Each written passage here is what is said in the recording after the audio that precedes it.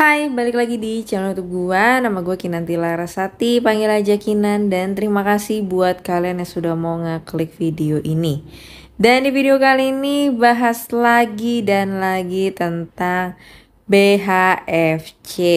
Ya, dimana konten gue yang kemarin tuh rame lagi komentar-komentar kalau udah mulai seret mampet untuk penarikan. Dan seperti biasa gue akan coba cari tahu informasi tersebut juga melalui Facebook gitu ya. Takutnya cuma beberapa orang doang yang mengalami, gak keseluruhan. Jadi makanya gue coba cek. Nah, jadi pada saat gue cari nih ya, ini muncul dari grupnya BHFC gitu ya, dari Han Zui. Ini bahkan 2 jam yang lalu ya. Penarikan saya dari tanggal 27 Oktober 2023 belum cair sampai sekarang. Pas di pembelajaran disuruh beli produk BI, katanya biar penarikan lancar dan cepat. Diiming-iming biar orang beli, pas beli cair 1 hari dan sesudah itu lenyap, nggak bali tuh uang. Nih ya, jadi kayak disuruh apa, beli produk yang ini, yang aneh banget sih ya, diprioritaskan oleh Bank Indonesia. Oh, meneh gitu ya. Kayak suka-suka aja lah pokoknya ya kan. Terus kalau lihat komentarnya, bener itu, aku udah kena juga. Masa udah top up, udah beli produk BI, pas penarikan nggak cair-cair. Jadi ini bukan kali pertama ya ketika aplikasi ataupun website skema Ponzi penipuan gitu ya. Tanda-tanda mereka mau kabur. Mereka tuh mau ya udah menyelesaikan inilah dan bersiap untuk bikin website baru lagi gitu ya. Jadi kayak adalah tanda-tandanya kayak gini. Intinya apa ya, kalian disuruh setor uang lagi ke mereka. Tapi jangan mau ya, kayak gini lah, kalian tuh udah tahu ini main sama penipu. Terus kalian masih berharap nggak ditipu sama penipu ini. Ya kan nggak mungkin dong, kan kerjaan orang-orang ini adalah menipu. Gitu ya. Jadi jangan berharap lah ya ketika kalian top up lagi, bayar lagi, bisa untuk menarikan. Nggak mungkin. Nggak mungkin. Mereka ini nggak mau rugi. Dan diharapkan kalian juga jangan sampai kalah pinter sama komplotan-komplotan ini ya. Oke, terus tadi juga lihat nih, ada dari ini ya, kayaknya grup Telegram gitu ya. Saya sedang akan bertanggung jawab atas semua masalah penarikan BHFC. Jika saya menemukan seseorang yang dengan jahat memfitnah BHFC, saya akan langsung menuntut orang tersebut. Terima kasih. Nah, ini gue nggak tahu ya dia latar belakangnya apa, tapi ini baru 3 jam yang lalu. Ya, gue nggak tahu maksudnya dia tuntut atau menjelekkan, memfitnah apa orang, faktanya para member ini nggak bisa penarikan, disuruh deposit lagi, dan ujung-ujungnya ya orang ini gitu ya, takutnya ya cuma pakai nama palsu, foto palsu gitu ya, bukan beneran orang ini namanya itu gitu ya. Jadi jangan mudah percaya. Intinya yang tadi gue bilang, ketika kalian bermain dengan para penipu, jangan kaget kalau misalkan kalian ditipu ya. Itu ya. Jadi intinya sih seperti itu.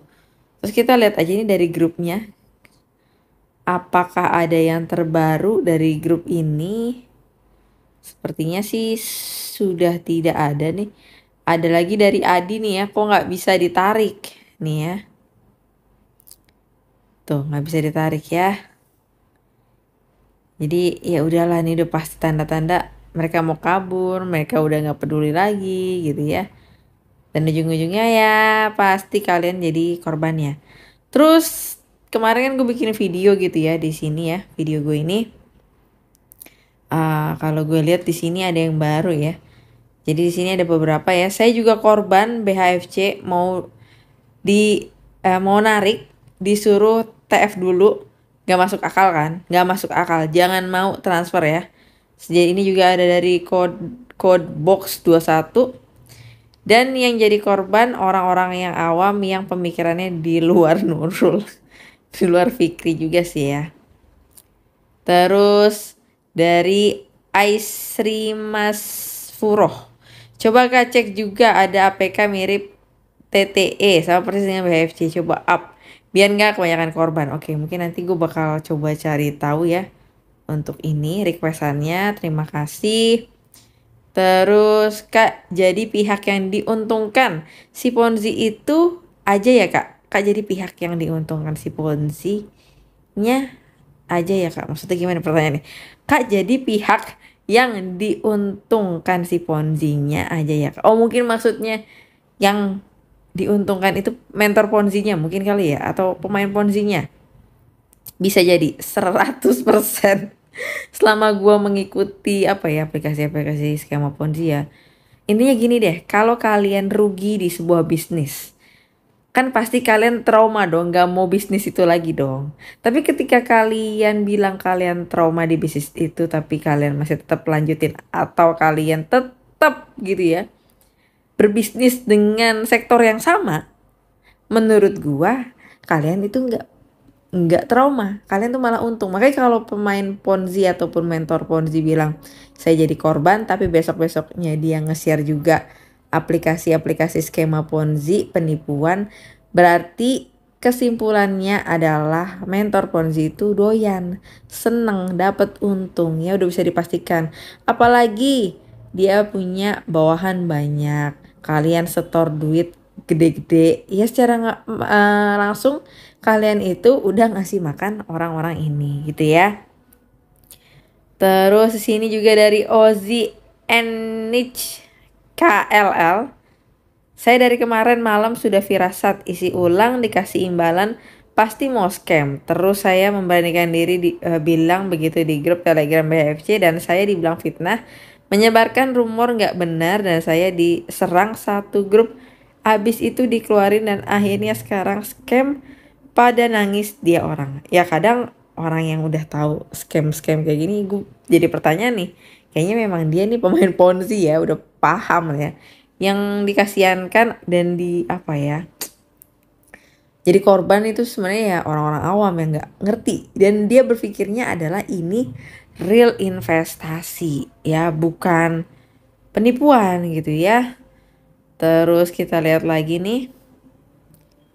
Nah ini ada dari Susanto ya. Kak sekarang di surat adminnya isi saldo 300.000. Ini sama ya kayak kemarin gue bahas di video yang ini. Lihat.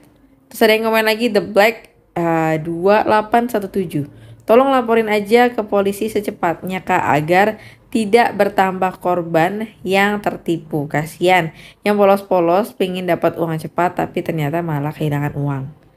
Nah ini kalau kita lihat. Nah ini dijawab ya dari Evoni 19249. Yang melaporkan ke polisi harusnya member yang ikut BHFC, bukan si kakaknya. Si kakaknya udah benar menebar pengetahuan tentang skema Ponzi. Nah itu tadi baru mau gue jawab ya kayak gitu ya. Jadi ketika kalian menjadi korban apapun, yang melapor itu adalah korbannya. Bukan orang yang kayak gue nih misalnya edukasi ataupun orang yang tahu ini penipuan atau apa. Mungkin gue bisa bantu tapi tetap pelaporan itu dari korban. Karena yang ngerti realnya, terus kerugian yang kalian alami itu berapa, terus siapa-siapa aja kalian itu kenal dengan orang tersebut. Kan gue gak tahu nih. Jadi ya paling benar ya korban itu sendiri yang melapor gitu ya. Tapi ya gimana ya, gue mau ngomong juga kalau lapor ke polisi juga ya gitu deh gitu, kalian paham lah. Terus di sini dari Usman 77 nih ya. Minggu lalu kami menerima pemberitahuan dari BI bahwa penarikan dapat dilakukan secara normal hari ini. Dan jumlah penarikan adalah 50.000 sampai 30 juta. Namun hari ini Bank BI memberikan masukan kepada perusahaan kami. Saat ini semua anggota bergabung melalui saluran isi ulang yang lama. Oleh karena ini penarikan bank sekarang tidak tersedia untuk ditinjau. Apa lagi nih dramanya ya. Setelah terhubung ke BI, saluran isi ulang BI perlu diaktifkan kembali. Yakinlah bahwa kami akan menyelesaikan masalah ini sesegera mungkin. Manajemen senior BHFC mengadakan pertemuan darurat dengan BI untuk membahas masalah tersebut. Aduh, kocak banget sih. Ini dia cuma ngasih tahu ya, ngasih tahu informasi ya, bukan ini ya. Gue ngerti kok maksud dia nge-share ini itu sebagai informasi, bukan maksudnya nyuruh top up ya. Tapi itu dramanya tuh mirip-mirip kemarin sih, sama aja lah. Pokoknya intinya kalau udah skema Ponzi, penipuan, gak usah mau deposit lagi.